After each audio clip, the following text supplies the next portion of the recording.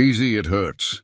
I'll put it inside, said the giant mail-order bride, guiding her virgin cowboy's trembling hands as they struggled to fasten the 100 tiny buttons on her wedding dress. Buttons he'd never dreamed of touching on any woman, let alone his new wife, who stood 4 inches taller than him. Samuel Hayes, 29 years old and never kissed, had ordered a bride through the matrimonial news out of desperate loneliness, not passion. But Ingrid Thorson had fled Minnesota, carrying a secret that would destroy them both. She was already pregnant with another man's child, a man who'd used her strength for labor and her body for pleasure, before declaring no one would marry damaged goods that size. Now, on this wedding night in 1883 Wyoming territory, a virgin cowboy must decide if he can raise another man's child with a woman the whole town calls unnatural.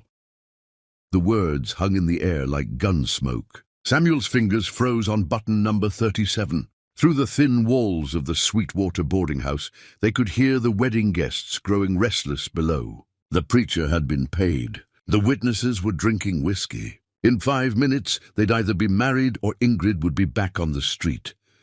3 months along, Ingrid whispered, her reflection in the cracked mirror showing tears she refused to let fall. I should have told you when I stepped off the stage this morning. But when I saw how you looked at me like I was a real woman instead of a curiosity, I couldn't. Samuel's hand started working again. Button 3839. His fingers brushed against her spine, and she shivered. Not from cold, from surprise. No man had ever touched her gentle. Eric Gustafson, she continued, the name bitter on her tongue. Owned the farm next to my father's in Minnesota. When Papa died, Eric offered protection. Said a woman alone, especially one built like an ox, needed a man's name for safety. I was grateful. Then I was trapped. Then I was pregnant. Then I was nothing. Button 40, 41. Samuel noticed bruises on her back, faded yellow-green through the white fabric. The kind of bruises that came from fists, not farm work. He used me for everything, Ingrid said. Pulling stumps, breaking horses, hauling water. And at night, she stopped, gripped the dresser. A giant woman should be grateful for any attention, he said. Should thank him for lowering himself. When I told him about the baby, he laughed. Said no one would believe I hadn't forced myself on him. A woman my size desperate for a man's touch. Samuel's hands stopped. In 29 years of being mocked for his stutter, of watching couples dance while he stood alone, of writing letters to a mail-order bride service because speaking to local women was impossible. In all those years, he'd never felt rage like this. Why me? He asked, hating how the stutter shattered his words when he needed them most. Why answer my advertisement? Ingrid turned around, had to look down to meet his eyes. Because yours was only 7 words. Wyoming rancher seeks wife. Samuel Hayes, Sweetwater. No demands. No requirements. No must be delicate or proper Christian woman or childbearing years. Just looking for someone. She touched his face with one massive hand, calloused from work but gentle as morning. And because in your photograph you looked lonely. Not mean lonely like Eric, just lonely like me. Downstairs, boots stomped on wood floors. The preacher's voice carried up, Mr. Hayes! 5 minutes or I'm leaving. Samuel caught Ingrid's hand. His looked like a child's in comparison, but he held firm. The baby, when it comes, people will know it's early. They'll destroy you. The man who married a giant carrying another man's bastard. You'll be a joke. Already am. He pulled out a piece of paper from his pocket, unfolded it with shaking hands. Wrote this last night. When I couldn't sleep thinking about meeting you, she read his scratchy handwriting. Maybe she won't like me. Maybe she'll laugh at how I talk. Maybe she'll take the return fare I saved up and leave. But maybe she'll stay. And maybe is better than never. I still want maybe, Samuel said. Ingrid sank onto the bed. It creaked dangerously under her weight. You don't understand. When this baby comes, if it's a boy, he might be huge like me. If it's a girl, she might be cursed with this size. Either way, you'll be raising a child everyone whispers about. Good. Then the child will have company. Strange Samuel and his giant wife and their different baby. Will be a whole family of wrongs that make a right. The door burst open.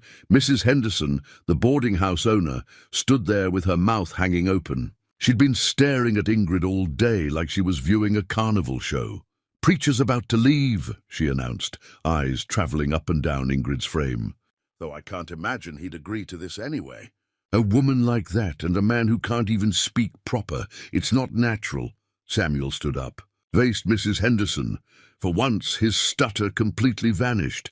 "Get out," the woman gasped. In 5 years of running the boarding house, shy Samuel Hayes had never raised his voice to anyone.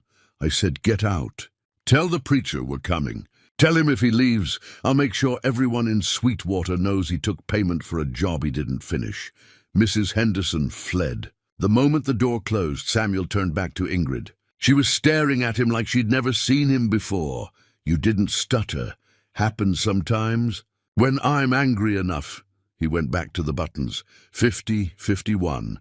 "I can't promise to be a good husband. Never been one before. Can't promise to be a good father. Never had practice. But I promise this, that baby will have my name, my protection, my home, and so will you." 55, 56. His fingers worked steady now. "Why?" Ingrid asked again.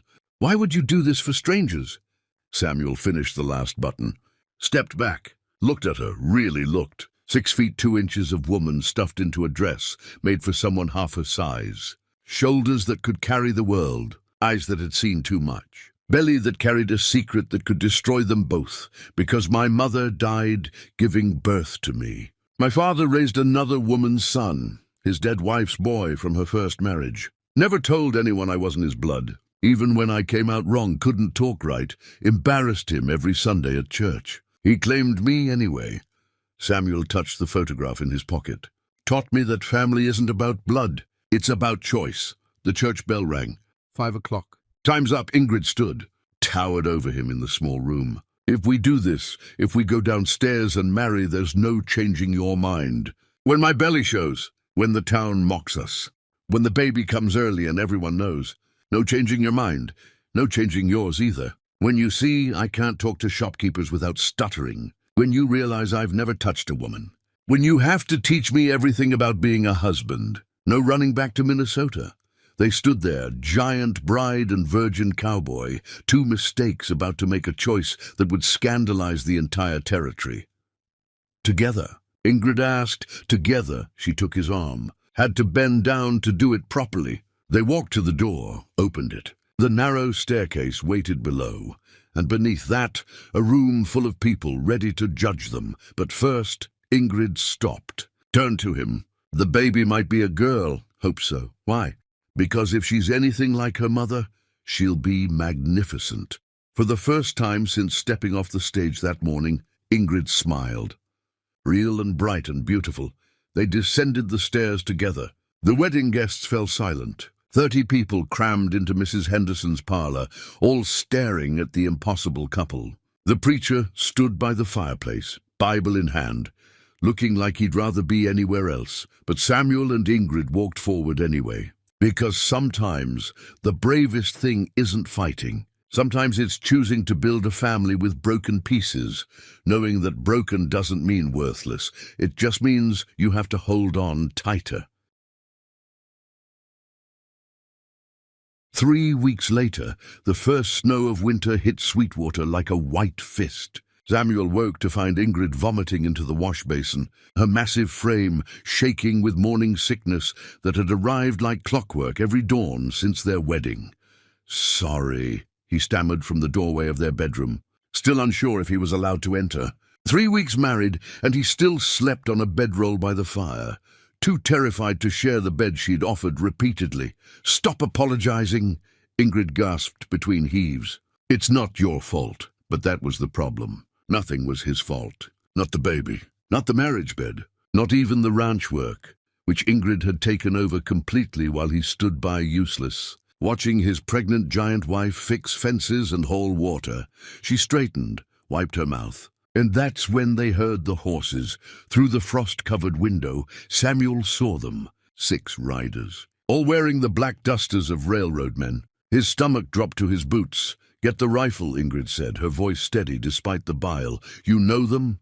The one in front. Magnus Eriksson, Eric's brother. She grabbed the shotgun from over the door. He found me. The pounding on the door shook the whole cabin. Samuel's hands trembled as he lifted the Winchester, but Ingrid put her hand on his shoulder. Despite everything, her touch still made him flinch. 29 years of no human contact had left him jumpy as a spooked colt. Let me handle this, she said. No, my house, my wife, my problem. She looked at him then, really looked, and something passed between them. 3 weeks of careful distance, of polite exchanges, of sleeping in separate spaces. 3 weeks of being married strangers. But right now, with danger at their door, they had to be something more. Samuel opened the door. Magnus Eriksson stood there like a Norse god gone wrong. 6'4", broader than a barn door, with the same pale blue eyes as his brother, but colder, meaner. He looked over Samuel like he was examining a bug. You're the stuttering fool who married our Ingrid. Our Ingrid. Like she was property. My wife, Samuel managed. Get off my land, Magnus laughed. Actually laughed. Your wife? This giant whore carrying my brother's bastard? He pushed past Samuel like he wasn't there, ducking to enter the cabin. Ingrid, you've had your fun. Time to come home. I am home, Ingrid said, shotgun steady in her hands. To what? This? Magnus gestured around the sparse cabin. A broken-voiced half-man who can't even bed you proper? The whole town's laughing. Says he still sleeps on the floor like a dog. Samuel's face burned. Mrs. Henderson. She must have been listening at doors, spreading gossip. My brother wants you back, Magnus continued. Says the baby needs its real father. Eric threw me out, Ingrid said. Called me worthless. He's reconsidered. Realized that boy will be strong. Like us. Needs to be raised right. Not by some stammering fool who can't even mount his own wife. The words hit like physical blows. Samuel felt his throat closing, his stutter getting worse, the way it always did when he was humiliated. But then Ingrid did something unexpected. She laughed, not cruel laughter, not mocking, but genuine warm laughter that filled the small cabin. Mount me. She set down the shotgun, walked over to Samuel, and for the first time since their wedding, pulled him against her. He came up to her shoulder, like I'm livestock, like I'm something to be conquered. She looked down at Samuel, and her eyes were soft. This man hasn't touched me because he respects me, because he's waiting until I'm ready, because he understands that Eric hurt me in ways that will take time to heal. Respect, Magnus spat. He's a virgin who doesn't know how. Yes, Samuel said suddenly, his stutter vanishing in anger. I'm a virgin, never touched a woman, never kissed anyone. Never learned how to be what men like you are, but I know how to be kind, know how to be patient, know how to wait until she wants me to touch her, not just take what I want because I'm stronger. Magnus's hand went to his gun. Big words from a small man. That's when Ingrid moved. Fast as lightning, despite her size, she grabbed Magnus's wrist, twisted. The gun clattered to the floor. 3 weeks of morning sickness hadn't weakened her. If anything, protecting her unborn child had made her fiercer. You tell Eric this, she said, her face inches from Magnus's. This baby will have Samuel's name. Samuel's home. Samuel's love. And if any of you come near my family again, I'll kill you myself. She threw Magnus toward the door. He stumbled, caught himself, looked back with murder in his eyes. This isn't over. That baby is Eriksson blood. No, Samuel said, stepping forward. It's Hayes' blood now. My child, my heir, my responsibility. You can't even talk right. How you gonna raise a child? Samuel pulled out a piece of paper from his pocket. His hands were steady now.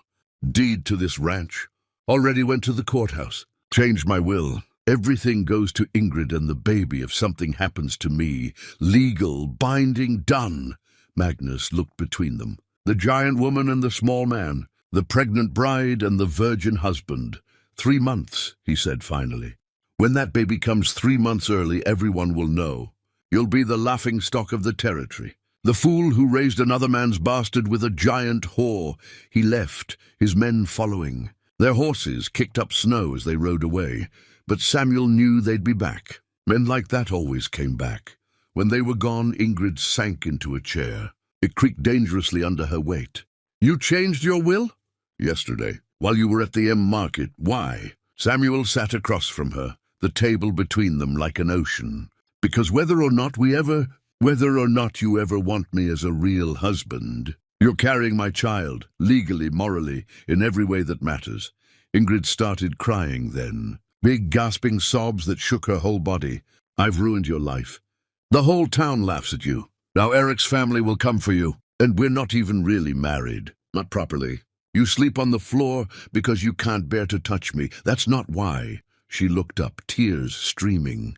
"Then why?" Samuel stood, walked around the table, knelt beside her chair. Even kneeling, they were almost eye level. "Because I don't know how. Because I'm terrified. Because every time I think about touching you, my hands shake and my words disappear, and I become that broken boy my parents had to hide from visitors." He reached out slowly, touched her hand. "But also because you flinch. Every time I move too fast, every time I raise my voice, you flinch like you're waiting for a blow. And I won't be another man who hurts you, even by accident." Ingrid turned her hand over, laced their fingers together. Hers swallowed his completely. "I dream about him," she whispered. "Every night, feel his hands, hear him telling me I should be grateful. Wake up sick with shame. How could I let you touch me when I can still feel him?" "Then we wait. For how long?" "Forever if necessary." She squeezed his hand so tight it hurt. "The baby. In 6 months, people will count backward. They'll know. Let them count. Let them whisper. We'll have what they don't, a child, a family. Something real." That night, for the first time, Samuel didn't lay out his bedroll by the fire. Instead, he sat in the rocking chair beside the bed where Ingrid lay. "Tell me about the baby," he said into the darkness. "What about it?" "Everything. When you first knew, how it feels, what you hope." So she talked. Told him about the morning she realized. The terror, the strange joy despite everything. The way her body was changing, growing, becoming something new. "I hope it's a girl," she said finally.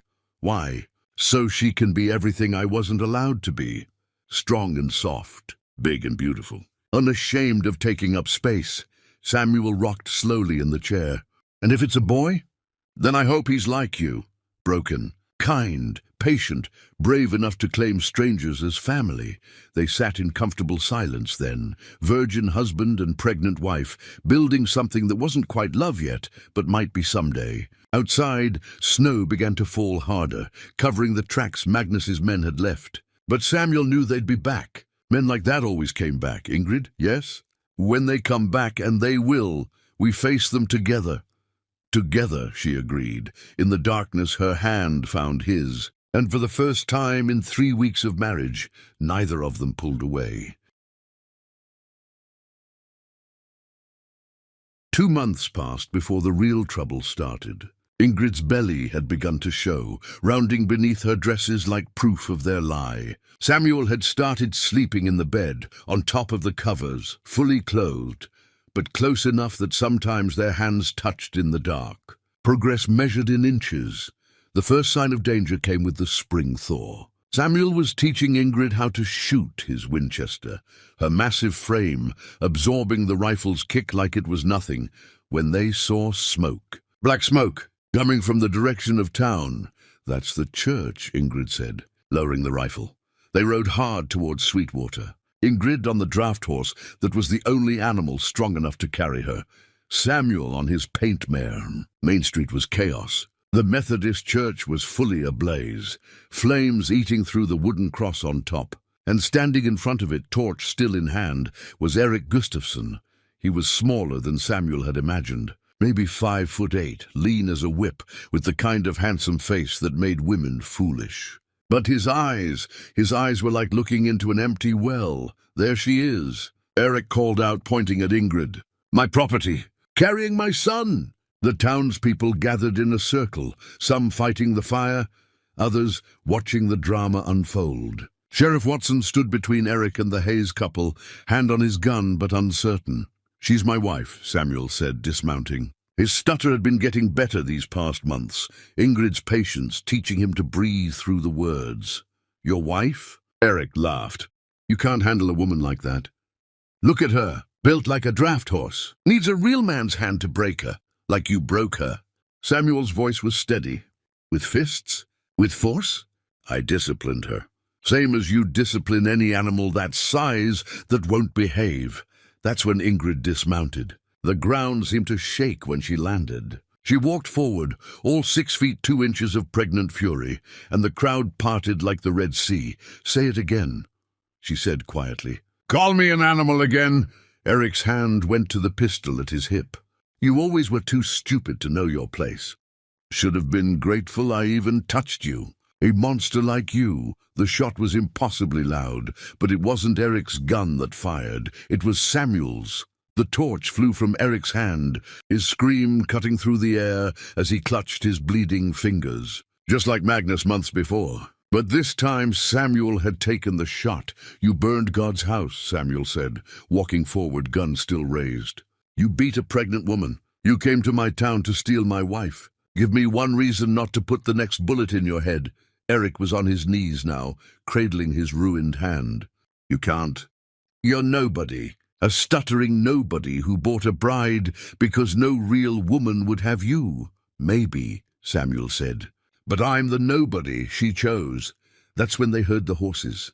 20 men, all wearing badges. Federal marshals. Magnus Eriksson rode at their head, a satisfied smirk on his face. Samuel Hayes, the lead marshal, called out, "You're under arrest for attempted murder." And Ingrid Hayes, "You're under arrest for breach of contract and theft." "Theft?" Ingrid's voice was incredulous. "The baby," Magnus said. "Eric's property." "You stole it when you ran," the crowd murmured. In 1884 Wyoming territory, the law was whatever men with badges said it was. And Eric had brought plenty of badges. "She's my wife," Samuel said. "The child is legally mine." "Not if the marriage is fraudulent," the marshal replied. "Mr. Gustafson here says you've never consummated it. Says the whole town knows you sleep apart. That makes it invalid." Samuel felt the walls closing in. All those nights respecting Ingrid's need for time. All those careful distances maintained for her comfort. Now being used against them. "It's true," Mrs. Henderson called from the crowd. "He slept on the floor for months.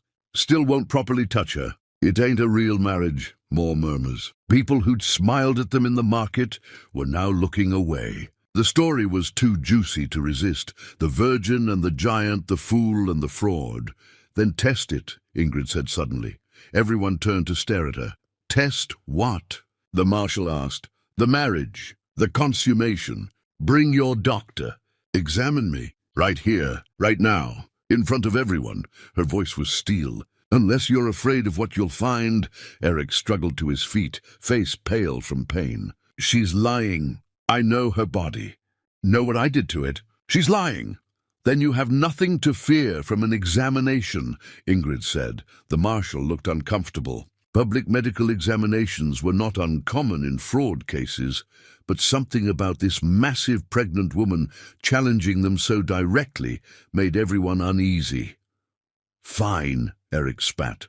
"Examine her. Prove she's still untouched by that stuttering fool." The town doctor was fetched. Dr. Holcomb, 70 years old and half-blind, but still the only medical authority in Sweetwater. A sheet was strung up between 2 wagons for privacy. The women in the crowd looked away. The men leaned forward.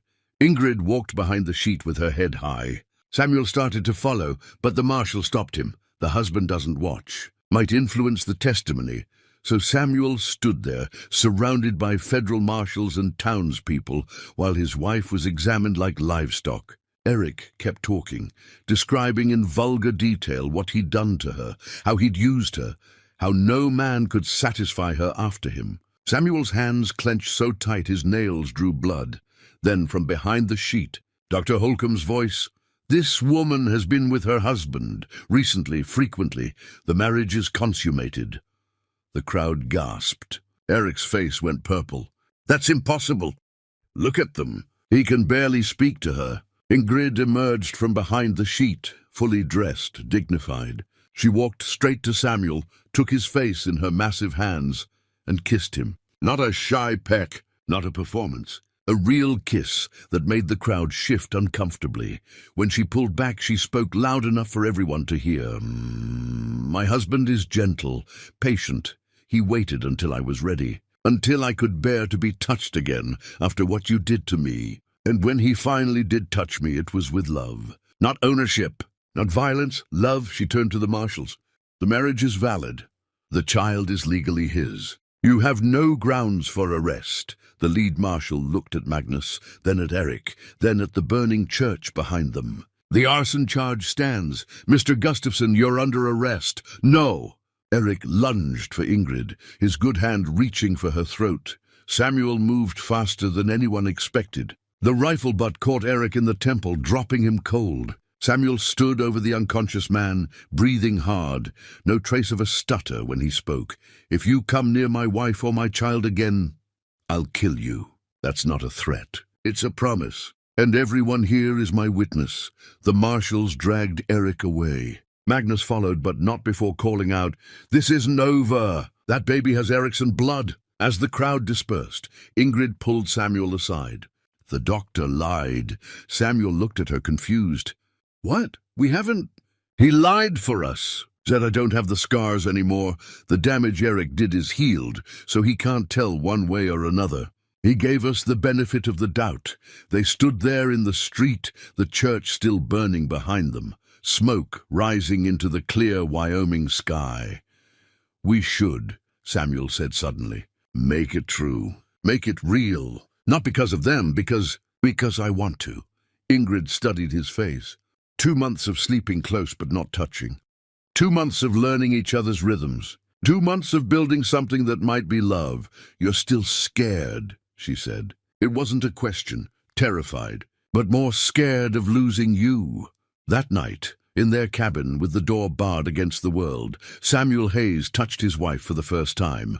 Really touched her. His hands shook. His words disappeared completely. But Ingrid guided him, patient as he'd been with her, gentle as morning. Easy, she whispered when he fumbled with buttons. It hurts, she admitted when old memories surfaced. I'll put it inside, she promised, meaning her fear, her shame, her past, locked away where it couldn't touch this new thing between them. They were clumsy, awkward, nothing like the stories or the boasts men made in saloons. But it was theirs, a virgin learning to love, a giant learning to trust, 2 broken people making something whole. Later, lying in the dark with moonlight painting silver lines across their skin, Ingrid said, "It's moving." What? She took his hand, placed it on her belly. Under his palm something fluttered, tiny, insistent, alive. Our baby, Samuel said, and for the first time it felt true. Not legally true, not morally true, but true in the way that mattered. In his bones, his blood, his heart. Our baby, Ingrid agreed. Thunder rolled over the valley like cannon fire, and the roof of the small Hayes cabin groaned under the weight of wind and rain. Inside, the fire burned low, shadows flickering across Ingrid's sweat-drenched face as she gripped the edge of the bed. "Samuel!" she gasped, her voice hoarse from hours of labor. "It's coming!" "I'm here." He knelt beside her, soaked from the rain he'd run through to fetch the midwife, who'd never arrived. The bridge into town had washed out. It was just them now. Just the 2 of them against the storm and the world. He wrung out a towel, his hands shaking. He wasn't ready. No one ever was. "Breathe," he whispered, though he was the one forgetting how. "Breathe, Ingrid. You're stronger than any storm." Lightning flashed through the window, illuminating her for a single heartbeat. Her hair plastered to her face, her body trembling. Her hands clutching the sheets like reins in a runaway wagon. "It hurts," she cried. "I know," Samuel said softly, brushing her hair back. "But you've carried worse pain. You've carried it your whole life. You can carry this too." She met his eyes then, those kind, earnest eyes that had never judged her, never feared her size, her past, her strength. For a moment everything else disappeared. The rain, the fear, the whispers of sweet water. There was only him. Another contraction hit. She screamed. Samuel held her hand, though it nearly crushed his fingers. Hours blurred. Time became pain and thunder and prayer, then a cry, small, sharp, miraculous.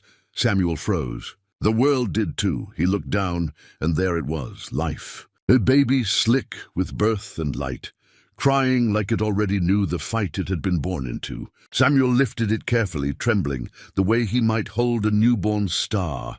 "It's a girl," he whispered, voice cracking. "Ingrid, it's a girl." Ingrid sobbed with relief. "Let me see her." He laid the baby against her chest. The infant's cries softened as Ingrid's massive arms wrapped protectively around her tiny form. For the first time, Ingrid didn't look powerful or haunted. She looked whole. She's perfect," Ingrid said. "She's ours," Samuel replied. Outside, the storm began to break. The rain slowed to a whisper, and through the clouds, the first grey light of dawn pushed through. A new day, a new life. Word spread fast. By noon, the whole town knew that the giant woman had given birth and that her husband, the stuttering rancher, had done it alone. Some came to gawk. Others came with blankets or food. Even Mrs. Henderson appeared at the door with a pot of stew. Her usual sharp tongue subdued, Samuel thanked her politely. But his focus never left Ingrid and the baby. He named her Hope. 3 days later, while Ingrid slept, Samuel stepped outside to fetch water. The morning was calm for once, the world washed clean by the storm. But as he approached the well, a shadow moved at the edge of the property. Magnus Eriksson, alone this time. His hat dripped with rainwater, his coat spattered with mud. His revolver hung low on his hip. "Heard you got yourself a new baby," Magnus said, voice flat. "Congratulations." "Eric's dead." Samuel's heart stuttered. "Dead? Jailhouse fire 2 nights ago. Burned alive. Some say God's justice." Magnus's lip curled. "I say unfinished business." He stepped closer. "You stole my brother's bloodline. I came to finish what he started." Samuel didn't move, didn't reach for his gun, just stared at the man who'd made their lives hell. "You'll have to go through me," Magnus smiled. "That's the plan." The gun flashed faster than thought. Samuel dove aside, the bullet whizzing past his ear. He rolled in the mud, came up with his rifle, but before he could fire, the cabin door burst open. Ingrid, her nightgown was torn, her hair loose, her bare feet sinking into the mud. In her arms, Hope wrapped in a blanket. Her eyes burned with a fury that made Magnus freeze. "You fire another shot near my child," she said, her voice shaking the air, "and you'll meet your brother sooner than you planned." Magnus sneered. "You think I'm scared of you, woman?" "No," Samuel said, stepping in front of her. "But you should be scared of me." The second shot came from Samuel's rifle. It didn't kill Magnus. It shattered the gun from his hand, sent it spinning into the dirt. Samuel's voice was low and steady. "Leave Wyoming. Don't look back. You've taken enough from her, from us. If you ever come near this land again, I'll bury you myself." For a long moment, Magnus just stared at him. The small man with the shaking hands, the voice that used to stumble over every word. Then he turned, mounted his horse, and rode off without another word. When he was gone, Ingrid's knees gave out. Samuel caught her before she fell. Hope stirred between them, crying softly. "He's gone," Samuel said. "It's over." Ingrid leaned her forehead against his chest, her breath shaky. "You said that once before. I mean it this time." She smiled weakly. "You didn't stutter. I don't when I'm talking to my family." Weeks passed. Spring turned gentle. Grass grew tall around the cabin. Sweetwater's gossip quieted, replaced by reluctant admiration. The preacher who once hesitated to marry them now stopped by to bless the baby. Hope grew fast. Loud lungs, curious eyes, a grip strong enough to hold Samuel's finger like she'd never let go. Sometimes he'd catch Ingrid watching them both. Her expression soft, with something she used to think she'd never feel again. One evening, as the sun sank behind the hills, painting the world gold, Ingrid sat on the porch rocking Hope, while Samuel repaired a broken fence post nearby. "She'll have your kindness," Ingrid said. Samuel smiled. "And your strength." Ingrid shook her head. "I don't want her to have my past." "She won't," he said, "because we'll give her something new. A home that doesn't hurt." He set down his tools, walked over, and kissed the top of her head. "You built this life, Ingrid." "Not me, you." She looked up at him. "We built it, together." They stayed there as the sky darkened, their daughter cooing softly between them. The wind carried the faint scent of rain, but it was a kind rain this time. The kind that made things grow, Ingrid whispered. Do you ever think about Minnesota? Only to thank God we left. And your stutter? He smiled. Still there? Just quieter. You gave it less to be afraid of. She reached for his hand. Samuel Hayes, you're the bravest man I've ever known. He blushed. I just learned from the bravest woman I've ever met. Above them, the stars began to pierce through the twilight. Samuel looked down at his wife, at his daughter, at the small cabin that had somehow become a fortress of love. He realized that for the first time in his life, he wasn't lonely together, he said softly.